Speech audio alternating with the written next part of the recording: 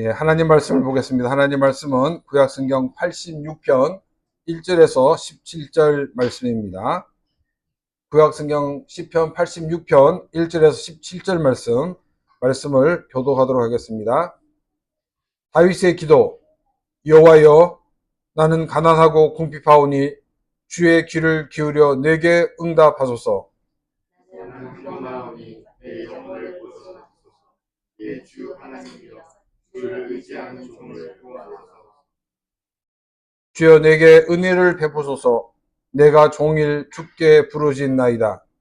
주여, 내 영혼이 주를 부르고 내 영혼을 기쁘게 하소서.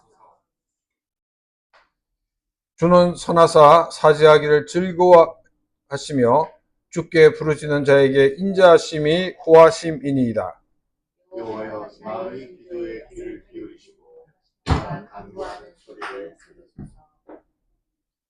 나의 환난 날에 내가 주께 부르짖으리니 주께서 내게 응답하시리이다. 주여, 신들 중에 주와 같은 자 없사오며 주의 하심과 같은 일도 없나이다.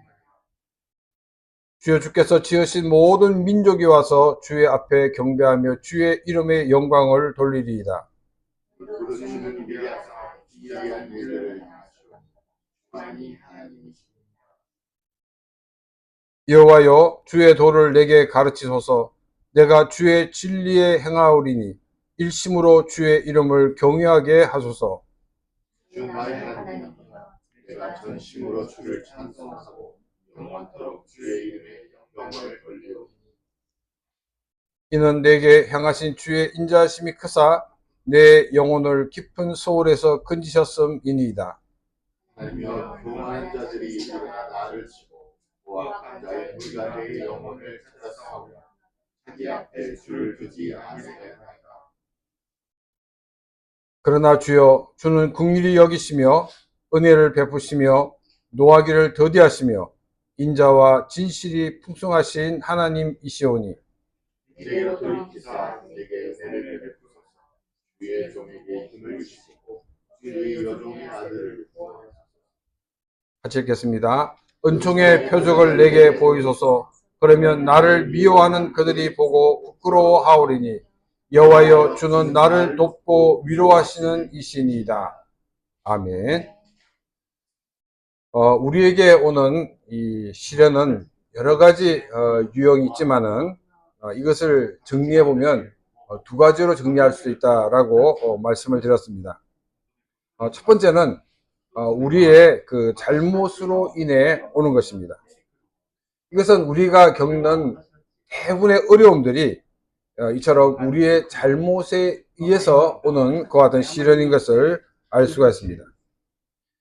두 번째는 하나님께서 우리의 신앙의 성장을 위해서, 또 하나님께서는 우리에게 상을 주시기 위해서 이런 시련을 주고 계시다는 것입니다. 근데 이 두 가지 다 표면적으로 볼 때는 굉장히 비슷합니다. 그래서 이것이 내가 잘못해서 받는 것인지 아니면 하나님이 나에게 상을 주시기 위해서 주시는 것인지 이렇게 분별하기가 쉽지 않습니다. 이 잘못한 사람의 경우에 자신이 무엇을 잘못했는가 알지 못하는 경우가 많이 있습니다. 만일 자신이 무엇이 잘못되었다라고 안다 그러면 아마도 첫 번째는 그렇게 잘못을 할 수 있지만은 두 번 다시는 그런 잘못을 저지르지 않을 것입니다. 내가 무엇을 잘못했는가를 모르기 때문에 그 사람이 변화되지 못하고 자신이 가지고 있는 그 잘못을 버리고 있지 못하다는 것입니다. 하나님이 시련을 주시는 것도 어떤 게 있으냐면 우리가 이것이 하나님 주신 시련이다, 나의 잘못은 없다 라고 이렇게 말하기가 쉽지 않다는 것입니다. 왜냐하면 우리 인간은 굉장히 연약한 인간입니다. 그래서 내가 모르는 사이에 잘못을 저지를 수가 있기 때문입니다. 그래서 이 시련은 내가 아무리 봐도 하나님 주신 시련이다 라고 단언하기가 쉽지 않다는 것입니다. 그래서 우리는 여러 가지 시련을 만날 때 이것이 내가 잘못해서 받는 시련인가?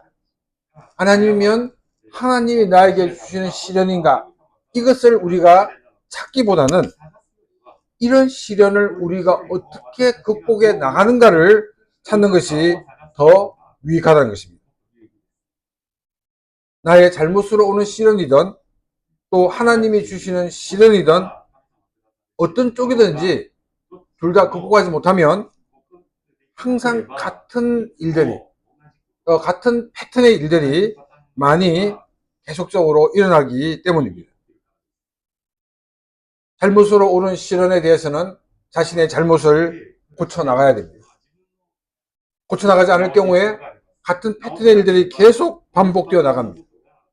하나님이 왜 이렇게 집요하게 하시냐면 이런 잘못을 찾지 않고서는 그 사람이 바른 신앙으로 성장할 수 없기 때문입니다. 또 그 다음 단계로 나갈 수 없기 때문에 하나님께서는 끝까지 그 잘못을 발견하게 하시고 그 잘못을 고치게 하신다는 것입니다.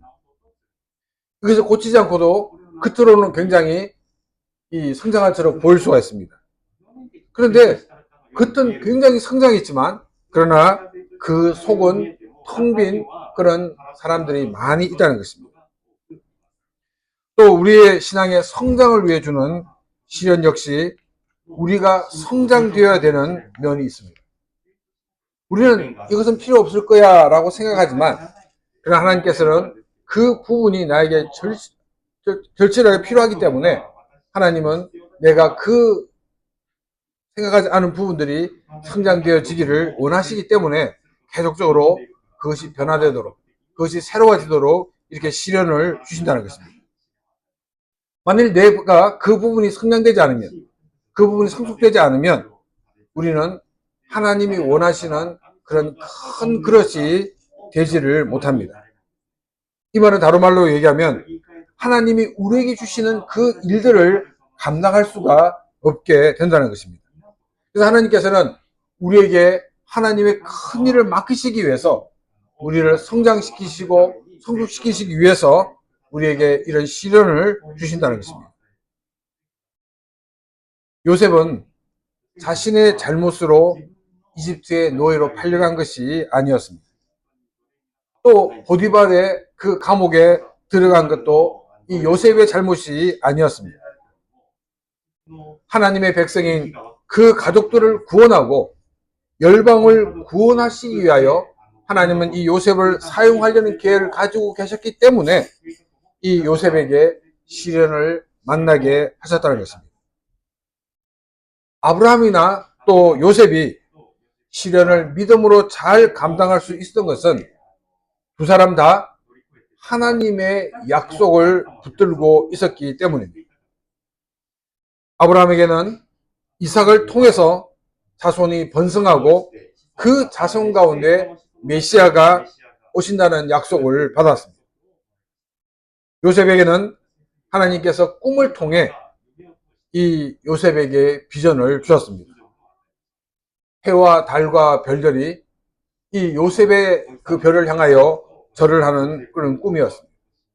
또 곡식단들도 이 요셉의 단을 향하여 절을 하는 그런 모습이었습니다. 이 꿈 이야기를 들은 형들은 요셉을 미워하기 시작합니다. 그래서 결국 이 요셉을 이집트의 노예로 팔아버리고 말았습니다. 요셉이 이 하나님의 말씀을 붙들고 있었기 때문에 요셉은 그 모든 시련을 믿음으로 이겨낼 수가 있었습니다. 요셉이 하나님 주신 말씀을 붙들고 있었다는 증거가 뭐냐면은 요셉이 보디발 집의 최고의 그런 관리자가 되었을 때입니다. 맨 말단에 있으면 정말 편지하기도 힘들고 비용도 들기 때문에 그렇게 할 수 없지만은 최고의 관리자이기 때문에 이 요셉은 아버지 야곱에게 내가 지금 이 보디발 집에 있습니다. 제가 살아 있습니다. 이렇게 연락을 할 수가 있었습니다. 그런데 이 요셉은 아버지에게 연락을 하지 않았습니다. 만일 내가 아버지에게 편지를 하면 야곱은 자기의 전 재산을 팔아서라도 이 요셉을 사갔을 것입니다. 아니, 그렇게 되면 하나님이 계획하시는 일들과는 다른 방향으로 나갈 수 있기 때문에 요셉은 하나님의 방법을 기다리고 있었고 하나님의 때를 기다리고 있었던 것입니다. 요셉에게 준 그 꿈, 그 비전을 갖고 있었기 때문에 이 요셉은 힘들고 어려운 그 삶 속에서도 끝까지 믿음으로 견딜 수가 있었습니다. 그래서 우리의 잘못이냐 아니면 하나님 주신 것이냐, 이 두 가지 차이는 뭐냐면 바로 하나님이 우리에게 분명하게 말씀을 주신다는 것입니다. 그건 너의 잘못이 아니야. 이 말씀을 붙들고 살아야 된다라고 말씀을 분명히 주시는 것입니다. 물론 우리가 잘못했을 때도 너의 잘못이 무엇인가를 하나님의 말씀으로 말씀을 하고 계십니다. 그래서 우리가 끝까지 하나님의 말씀을 붙드는 것, 이것이 우리가 모든 시련을 이겨내고 성장되고 성숙할 수 있는 방법입니다.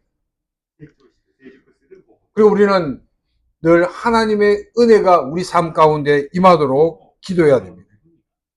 위기 때만이 아니라 평안할 때도 하나님 나에게 은혜를 더하셔서 하나님의 사람으로 승리하게 해 주십시오라고 기도하는 우리의 삶이 되어야 될 것입니다. 왜냐하면 우리가 현재 누리고 있는 이 모든 것들이 나의 수고와 나의 노력이 아니라 하나님이 나에게 주신 그런 은혜로 가능하기 때문입니다. 오늘 우리가 지난주 말씀을 계속해서 고난을 통하여라는 제목을 가지고 함께 말씀을 묵상하겠습니다. 12절 13절 말씀입니다. 주 나의 하나님이여, 내가 전심으로 주를 찬송하고 영원토록 주의 이름에 영광을 돌리오리니 이는 내게 향하신 주의 인자하심이 크사 내 영혼을 깊은 소울에서 건지셨음이니이다. 하나님의 백성이 임한 하나님의 은혜 위에 하나님의 말씀이 채워질 때 더욱 성숙하고 성숙한 크리스찬이 되어진다는 것입니다. 그래서 성숙한 신앙, 이것은 하나님이 어떤 분인가를 아는 것에서 시작됩니다. 그리고 내가 아는 그 하나님께 나의 모든 것을 맡기는 것, 이것이 바로 성숙한 신앙입니다. 하나님 말씀을 통해 더 하나님을 알게 된 시편 기자는 주를 찬송하고 영원토록 주의 이름에 영광을 돌린다라고 고백을 하고 있습니다. 이처럼 주를 찬양하고 주의 이름에 영광을 돌리는 이유는 자신을 향한 하나님의 인자하심이 크며 이 하나님의 인자하심으로 자신의 영혼이 깊은 소울에서 건짐을 받았기 때문이라고 고백을 하고 있습니다. 이 말 다른 말은 무슨 말이냐면 나를 죄에서 구원하셨기 때문에 나는 더 하나님께 감사와 영광과 찬양을 돌립니다라고 고백을 하고 있습니다. 내 자신이 어떤 존재인가를 알 수 있는 것은 하나님이 어떤 분인가를 알 때 내 자신이 어떤 존재인가를 알게 됩니다. 또 내 자신이 어떤 존재인가를 알 때 내가 구원받은 이것이 얼마나 큰 일인가도 알 수 있게 된다는 것입니다. 하나님의 인자하심, 하나님의 그 헤세드가 얼마나 큰 건지를 알게 된다는 것입니다. 하나님을 믿지 않는 사람들도 하나님은 사랑이다 라고 그러면 크게 저항감을 가지지 않습니다. 근데 문제는 뭐냐면 이 하나님의 사랑이 나를 향한, 바로 자신을 향한 그 사랑이란 것에 대해서는 인정하지 않는다는 것입니다. 왜냐하면 자신이 얼마나 죄인인지를 모르기 때문입니다. 성숙한 크리스찬들은 먼저 자신이 어떤 존재인가를 알게 됩니다. 자신의 영혼은 깊은 소울, 즉 지옥에 던져진 존재였다는 것을 알아야 합니다. 바울은 에베소서에서 죄와 허물로 죽었던 너희를 살리셨도다라고 고백을 하고 있습니다. 죄와 허물로 죽은 상태, 깊은 소울에 던져진 존재, 이것이 예수 그리스도를 만나기 전에 바로 나의 주소였고 또한 예수 그리스도를 만나지 못한 사람의 현 주소란 것입니다. 하나님의 은혜가 임하면 정말 초등학생들도 자신이 죄인이라고 고백을 합니다. 어른들이 너는 이런 죄를 지었어 하고 구체적으로 말을 하지 않았음에도 불구하고 그 꼬마들이 주님 제가 죄인입니다 라고 고백을 하며 눈물을 흘리는 것은 하나님의 은혜가 임할 때만 가능하다는 것입니다. 하나님의 은혜가 임함으로 내가 하나님 앞에서 얼마나 죄인인가를 깊이 깨닫는 삶이 되시기를 바랍니다. 이 하나님의 사랑을 깨닫는 것도 자신이 죄인일 때 더 큰 사랑을 깨닫게 된다는 것입니다. 이 하나님의 사랑을 깨닫은 자가 하나님을 찬양할 수 있고 또한 하나님을 의지하며 살 수가 있고 하나님께 모든 것을 맡기며 살아갈 수가 있는 것입니다. 자신이 얼마나 죄인이었는가를 모르고 교만하게 됩니다. 또 하나님을 믿지 않으면 자기 고집으로 자기 생각대로 살 수밖에 없는 것입니다. 내가 하나님 앞에서 어떠한 존재인가를 깊이 인식하시기를 바랍니다. 그래서 나를 향하신 그 하나님의 사랑이 얼마나 큰지를 깨닫고 오직 하나님만을 바라보며 하나님의 영광을 위해 살아가는 그런 귀한 삶이 되시기를 바랍니다. 14절 말씀입니다. 하나님이여 교만한 자들이 일어나 나를 치고 포악한 자의 무리가 내 영혼을 찾아 싸우며 자기 앞에 줄을 두지 아니하였나이다. 하나님의 은혜가 임하지 않은 자의 특징을 14절에서 말씀하고 있습니다. 하나님의 은혜가 임하지 않으면 사람은 교만하게 됩니다. 교만한 사람은 자신이 얼마나 교만한지 또 자신의 말투가 얼마나 교만한지를 모릅니다. 자신은 내가 행사할 수 있는 권리를 마땅히 행사할 수 있는 것이라고 생각을 합니다. 또 하나님의 은혜가 임하지 않은 사람은 포악성을 가지고 있습니다. 아담과 하와의 아들인 가인과 아벨은 하나님께 각각 제사를 드렸습니다. 이 가인과 아벨이 드린 제사 중에서 하나님은 아벨의 예배를 받으셨습니다. 그러면 자신의 예배를 받지 않은 이 가인은 왜 하나님이 나의 예배를 받지 않았을까? 나의 그 예배는 이 아벨이 드린 예배와 어떤 차이가 있는가? 빠진 것이 무엇이 있는가? 이것을 생각해 봐야 되는데 가인은 그것을 생각하지 않았습니다. 하나님이 자신의 예배를 받지 않으신 것에 대해서 분노를 느꼈습니다. 근데 그 분노를 누구에게 푸냐면 바로 아벨에게 풀었던 것을 보게 됩니다. 아벨을 죽이고 말았습니다.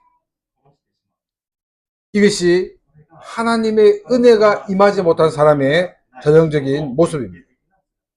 또한 이것이 하나님의 은혜를 받지 못한 사람들이 가지고 있는 그런 포악성을 우리에게 보여주고 있습니다. 또한 이것은 하나님의 은혜를 받지 못한 사람이 하나님의 은혜를 받은 사람을 핍박하는 그런 전형적인 모습을 우리에게 보여주고 있습니다. 하나님의 은혜가 임하지 않은 사람들은 하나님의 은혜를 받은 사람들을 시기합니다. 그래서 가인처럼 하나님의 은혜를 입은 사람을 없애려고 합니다. 이런 모든 모습이 나타나는 것은 바로 하나님의 은혜가 임하지 않았기 때문입니다. 하나님의 은혜가 임하지 않았기 때문에 하나님을 자신의 주인으로 또 자신의 삶에 두지 않고 살게 됩니다. 우리는 이 땅 살아갈 때에 나의 삶에 하나님의 은혜가 늘 임하도록 기도하는 삶이 되시기를 바랍니다. 그래서 교만하지 않고 또 겸손히 하나님을 섬기며 주변 이웃들을 섬기는 그런 귀한 삶이 되시기를 바랍니다. 우리에게는 분노가 있습니다. 근데 우리의 이 분노가 이 컨트롤 되지 않는다는 것은 하나님의 은혜가 임하지 않았다는 것입니다. 우리가 분노를 느끼는 가장 큰 원인은 뭐냐면 자기가 손해를 보고 있다는 것 같은 데서 출발을 하게 됩니다. 물론 우리가 이 사회에 대해서 이 분노를 느낄 수가 있습니다. 근데 이 사회에 대해서, 사회의 어떤 문제에 대해서 이 분노를 느끼는 것과 개인적인 그런 분노를 느끼는 것과는 또 차이가 있습니다. 왜냐하면 이 사회적인 것에 의해서 느끼는 것은 여러 가지 구조적인 문제가 있기 때문입니다.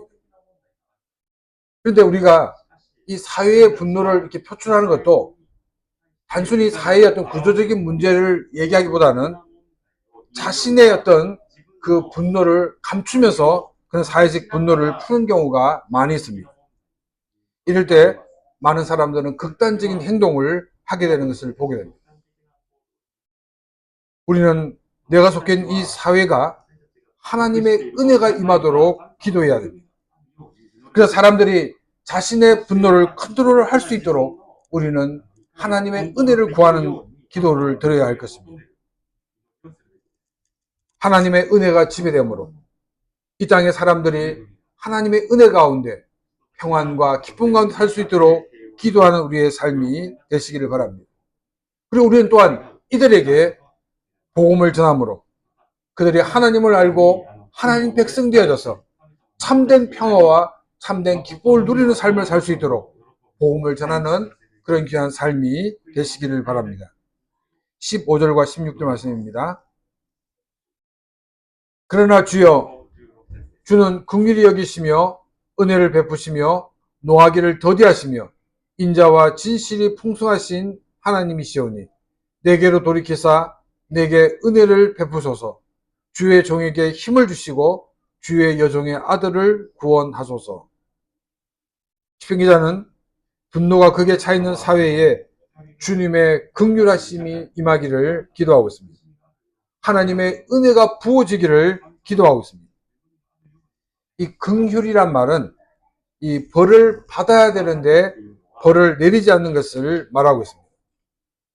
분노가 가득 찬 이 세상은 하나님의 백성들을 죽이려고 하고 있습니다.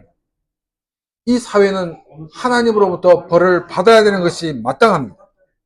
그런데 시편 기자는 하나님 이 땅에 긍휼을 베풀어 주십시오라고 기도를 드리고 있다는 것입니다.